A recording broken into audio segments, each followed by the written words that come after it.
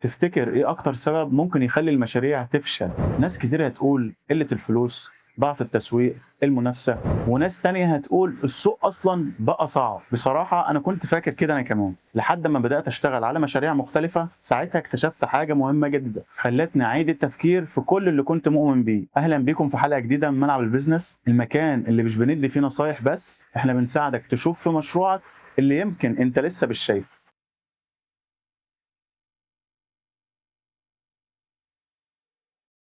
وفي الحلقة دي مش هاقول لك إزاي تزوّد مبيعاتك، لإن ببساطة ممكن تكون المبيعات نفسها هي اللي مخبية عنك المشكلة الحقيقية. وفي آخر الحلقة هاقول لك على اختبار بسيط، لو مشروعك فشل فيه يبقى أنت محتاج تقلق، حتى لو مبيعاتك كويسة. خلّينا نبدأ التحقيق، لإن ببساطة أي تحقيق ناجح لازم يبدأ بالسؤال الصح مش الإجابة. أنا بقى لي فترة باسأل أصحاب المشاريع سؤال واحد بس، إيه أكبر مشكلة عندك في الوقت الحالي؟ تعرفوا إيه الغريب؟ الإجابة تقريبًا بتتكرر، واحد يقول الدنيا واقفة، واحد تاني يقول المنافسة بقت نار، والتالت يقول الإعلانات ما بقتش تجيب نتيجة، والرابع يقول لي لو معايا سيولة أكتر المشروع هيطير. وكلهم كانوا مقتنعين اللي هم عرفوا المرض. بس إيه رأيك لو قلت لك إن كل دول كانوا بيعالجوا العرض مش المرض؟ أول تشخيص خلّيني أوضح لك، لما واحد يروح لدكتور ويكون عنده حرارة مرتفعة، هل الحرارة دي هي المرض؟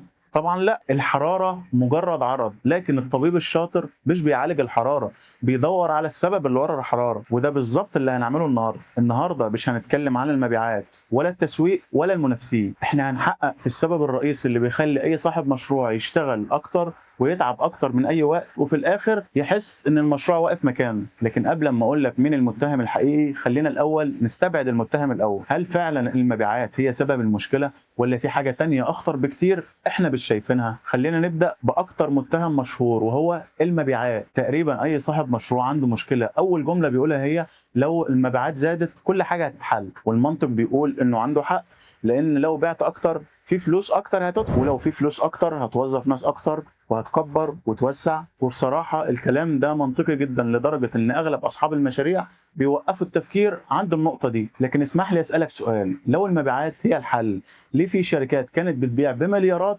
واختفت؟ خلّيني أحكي لك عن شركة في يوم من الأيام كانت شركة من أكبر شركات الموبايلات في العالم، ولو رجعنا لسنة 2007 هنلاقي إن نوكيا كانت بتبيع ملايين الأجهزة، والأرباح كانت ممتازة، والحصة السوقية كانت عالية جدًا. يعني من برّه كل حاجة كانت بتقول إن الشركة فعلًا ناجحة، لكن في نفس الوقت كان في تغيير بيحصل.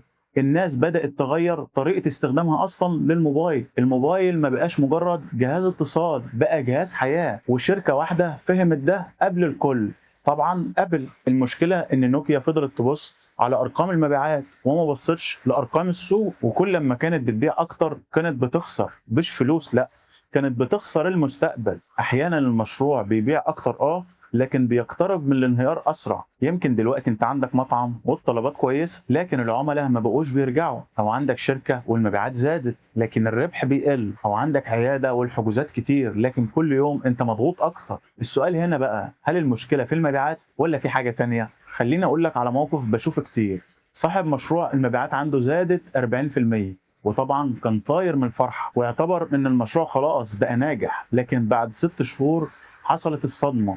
اكتشف إن المخزون خرج عن السيطرة، والمصاريف زادت، والتحصيل بقى أبطأ، والسيولة اختفت. المبيعات كانت بتزيد لكن المشروع كان بيضعف من جوه، وده أخطر نوع من المشاكل. المشكلة اللي تديك إحساس إن كل حاجة تمام لحد أما تكتشف إنك كنت بتبني نجاح بس على أساس ضعيف. وهنا بقى هنحكم على المتهم الأول. وبعد ما سمعنا كل الأدلة دي نوصل لنقطة مهمة، هل المبيعات مهمة؟ طبعًا، لكن هل ضعف المبيعات هو السبب الأكيد في وقف مشروعك؟ طبعًا لأ، المبيعات ممكن تكون مجرد عرض، لكن من الواضح إن المرض في مكان تاني خالص. طب لو المبيعات مش هي السبب، هيكون إيه يا ترى؟ يمكن المنافسة، يمكن السوق بقى أصعب، يمكن الناس بقت بتشتري أقل، أو يمكن فعلًا المنافسين هم اللي سرقوا منك النجاح. طيب لو المبيعات طلعت بريئة، يبقى أكيد المشكلة في المنافسين. كل يوم باسمع الجملة دي، الدنيا بقت زحمة والسوق اتملى، كل يوم شركة جديدة بقت تطلع وتقلدنا وتبيع أرخص مننا، إحنا ما بقيناش نعرف ننافس. وللوهلة الأولى الكلام ده منطقي جدًا، بس اسمح لي أسألك سؤال مهم هنا، لو المنافسين هم سبب فشل المشاريع، ليه في شركات بتنجح في نفس السوق ونفس الظروف؟ واحيانا كمان قدام نفس العملاء. تعالوا نرجع مع بعض كده لسنه 2008. شركه صغيره جدا دخلت سوق مليان حيتان. السوق كان فيه نوكيا وبلاك بيري وموتوريلا وسامسونج وابل. وبعدها بسنين شركه صغيره اسمها شاومي دخلت نفس السوق، والناس وقتها قالت لا السوق ده اتشبع خلاص. لكن شاومي ببساطه ما سالتش السؤال اللي كل الناس بتساله، ازاي ينافس الشركات الحيتان دي. هي سالت نفسها سؤال تاني خالص، ايه اللي الشركات الكبيره دي مش شايفاه في السوق؟ وده اول فرق بين صاحب المشروع وصاحب الشركه. اغلب اصحاب المشاريع لما المنافسه بتزيد بيعملوا واحده من 3 حاجات: ينزل السعر بسرعه، ويزود الخصومات، ويزود الاعلانات. لكن ولا واحده من دول بتحل المشكله. خلينا نسيب الشركات العالميه ونتكلم عن حاجه بتحصل كل يوم قدامنا. تخيل معايا 2 كافيه فاتحين في نفس الشارع، بينهم اقل من 300 متر، نفس الايجار تقريبا ونفس الاسعار ونفس الموردين، لكن واحد منهم عليه دايما توابير والتاني فاضي. هل السبب هنا ان المنافس اصلا موجود، ولا ان واحد فيهم فهم العميل والتاني قاعد بيراقب المنافس بس؟ اول ما تبدا تركز في المنافس بتاعك اكتر من عميلك، هنا بتبدا الخساره. لان ببساطه المنافس مش هو اللي بيدفع لك الفلوس، العميل هو اللي بيدفع. اشتغلت قبل كده مع صاحب مشروع كان حافظ كل اسعار المنافسين، عارف عروضهم وعارف صفحاتهم، عارف اعلاناتهم قد ايه وعارف الموظفين اللي عندهم قد ايه. وسالته سؤال: امتى اخر مره قعدت مع عميل وسالته ليه اشتري منك؟ بص لي وسكت. تخيل واحد عارف كل حاجه عن المنافس ومش عارف عامله نفسه بيفكر ازاي. وده اللي اكتشفته، ان المنافسه مش هي المرض، المنافسه بتكشف المرض. لو المشروع مميز فعلا المنافسه هتخليك اقوى، ولو المشروع بلا هويه المنافسه هتكتشف ده بسرعه. وبعد سماع الادله دي، هل المنافسين موجودين؟ اكيد. طب هل بيأثروا؟ طبعا. لكن هل هم السبب الحقيقي في ان مشروعك يقف؟ واضح انه لا. لحد دلوقتي استبعدنا متهمين: المبيعات والمنافسين، لكن لسه فاضل متهم ويمكن انت مقتنع ان هو السبب الحقيقي، وهو راس المال او السيوله. بس قبل ما نحكم عليه، في دليل هيغير طريقه تفكيرك بالكامل. بعد ما استبعدنا المبيعات والمنافسين، فاضل متهم ويمكن يكون اشهر متهم في عالم البيزنس، وهو راس المال او السيوله. غالبا اي صاحب مشروع لو سالته ايه اللي ناقصك، اول اجابه هتوصلك منه: لو معايا سيوله كنت جبال. وانا مش بلومه، لان الكلام منطقي جدا. لو معاك فلوس هتجيب موظفين، هتعمل ماركتينج، هتجيب معدات اكتر وتفتح فروع اكتر. لكن اسمح لي اسالك سؤال مهم هنا: ليه في شركات معاها ملايين وفلست؟ ليه في شركات بدات من اوضه نوم صغيره وبقت شركه عالميه؟ شركه اير بي ان بي لما بدات كانت الفكره غريبه جدا ومحدش كان مقتنع اصلا، والمستثمرين رفضوا يمولوها اكتر من مره، لدرجه ان المؤسسين اضطروا يبيعوا علب كورن فليكس مصممه خصيصا في الانتخابات الامريكيه علشان يقدروا يدفعوا مصاريف الشركه. ما كانش عندهم راس مال لكن كان عندهم اتجاه واضح، وده الفرق الكبير. خليني اقول لك موقف بشوفه كل يوم: صاحب مطعم يقول لك انا محتاج 1,000,000 جنيه، اساله هتعمل بيهم ايه؟ يقول لك هفتح فرع جديد. طيب ليه؟ يرد عليا ويقول لي عشان المبيعات تزيد. طب ليه متاكد ان الفرع التاني هيكسب اصلا؟ فيسكت، لانه كان فاكر ان الفلوس هتحل المشكله، رغم ان لسه مش فاهم المشكله اصلا فين. تخيل معايا واحد عنده عربيه ومش عارف هو رايح فين، وقلت له اتفضل دي عربيه اسرع من اللي معاك، هل هيبقى اقرب لهدفه ولا هيتوه اسرع؟ الفلوس بتسرع لكن عمرها ما تحدد الاتجاه. خليني احكي لك موقف حصل معايا. جالي صاحب مشروع وكان مقتنع انه محتاج مستثمر، وقبل ما نتكلم في التمويل قعدنا نراجع المشروع. اكتشفنا ان تكلفة اكتساب العميل اعلى من ربحه، مفيش نظام واضح للتشغيل، ومفيش ارقام بيتابعها اسبوعيا، وكل قرار بيعتمد عليه هو شخصيا. طب لو كان خد التمويل كان هيعمل ايه؟ كان ببساطة هيكبر كل المشاكل دي. وده السبب ان كتير من الشركات بعد اول جولة استثمار بتقع اسرع. طيب ليه؟ لأن الفلوس خدت المشاكل الصغيرة وكبرتها بدل ما تحلها. بعد ما سمعنا كل الأدلة دي، هل رأس المال مهم؟ طبعا. هل كل مشروع محتاج تمويل؟ ممكن. لكن هل نقص الفلوس هو السبب الحقيقي في توقف أغلب المشاريع؟ واضح إن الإجابة لأ. يبقى لحد دلوقتي برأنا المبيعات وبرأنا المنافسين وبرأنا رأس المال، يعني كل الأسباب اللي أغلب أصحاب المشاريع بيقضوا سنين يحاربوها طلعت مش هي السبب أصلا. طيب نوصل لنقطة مهمة هنا: مين أصلا اللي ممكن يسرع إن مشروعك يقع؟ ولو أنت مركز معايا هتلاحظ إن في حاجة واحدة مشتركة بينهم كلهم كانوا أعراض، لكن ولا واحد فيهم كان هو المرض. خليني أسألك سؤال، لو معاك أحدث GPS في العالم بس أنت مش عارف تكتب المكان اللي أنت رايح له، هل هيوصلك؟ طبعا لأ. مش لأن الجهاز وحش، لكن لأنه محتاج يعرف أنت رايح فين أصلا. وده بالظبط اللي بيحصل في مشاريع كتير. خليني أحكي لك عن موقف بيتكرر معايا. ادخل شركة واسأل صاحبها ايه اهم هدف عندك السنة دي، هيرد عليك ويقول لك عايز اكبر. طب اسأله تكبر يعني ايه؟ تكبر في ايه بالظبط؟ تكبر في المبيعات ولا الارباح ولا عدد الفروع ولا الحصة السوقية ولا قيمة الشركة؟ وهنا يبدأ يكتشف ان كلمة عايز اكبر مش خطة، دي امنية.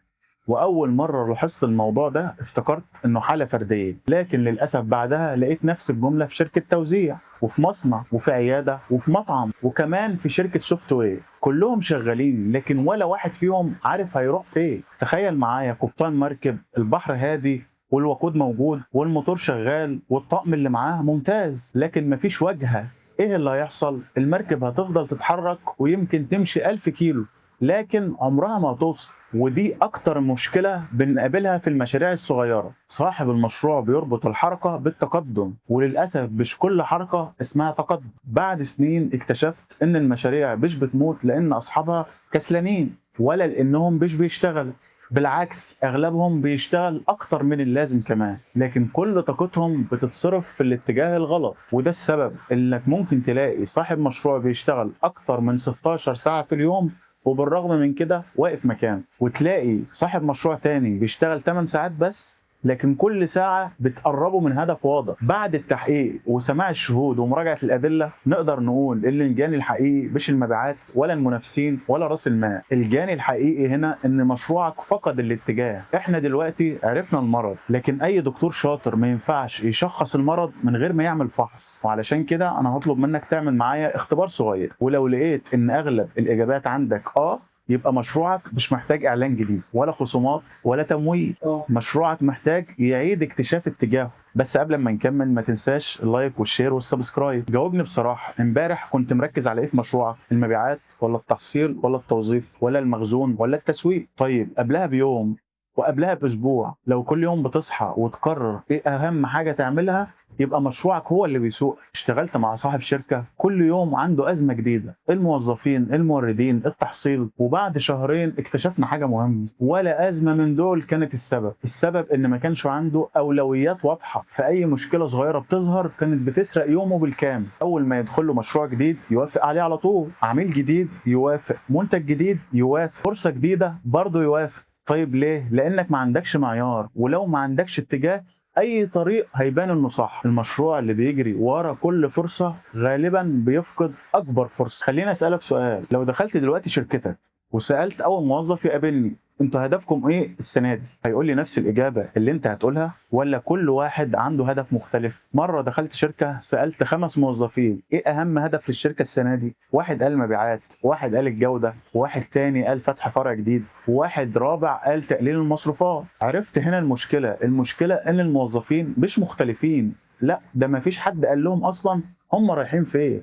كل اسبوع بتراجع كام رقم؟ المبيعات ولا المصاريف ولا الارباح ولا عدد العملاء؟ طيب ايه الرقم الوحيد اللي لو اتحسن هيغير المشروع كله؟ لو ما عرفتش تجاوب يبقى انت بتراقب العدادات لكن مش عارف العربيه رايحه فين. وده اخطر عرض لان الانشغال بيديك احساس انك بتنجز. لكن خليني اسالك سؤال هنا، اخر مره قفلت اللاب وخرجت من المكتب حسيت المشروع اقرب لهدفه كان امتى؟ ولا كل يوم مجرد نسخه من اللي قبلها؟ لو لقيت علامه او 2 من دول فدي رساله انك محتاج تراجع نفسك شويه، لكن لو لقيت 3 أو 4 أو 5 يبقى مشكلتك مش في التسويق ولا المنافسين ولا التمويل، مشكلتك ان مشروعك فقد البوصله. والخبر الحلو هنا ان البوصله ممكن تتصلح، لكن قبل ما نصلحها عايزين نعرف ازاي الشركات الناجحه بتحدد الاتجاه من البدايه. لو اكتشفنا النهارده ان المشكله مش في المبيعات ولا المنافسه ولا الفلوس، وهنا نوصل لسؤال مهم، الشركات الناجحه بتعرف اتجاه البوصله بتاعتها ازاي اصلا من البدايه؟ وده بالظبط اللي هنتكلم عنه في الحلقه الجايه. انا الدكتور احمد ابو المعاطي، وفي ملعب البيزنس بنشوف في مشروعك اللي انت مش شايفه.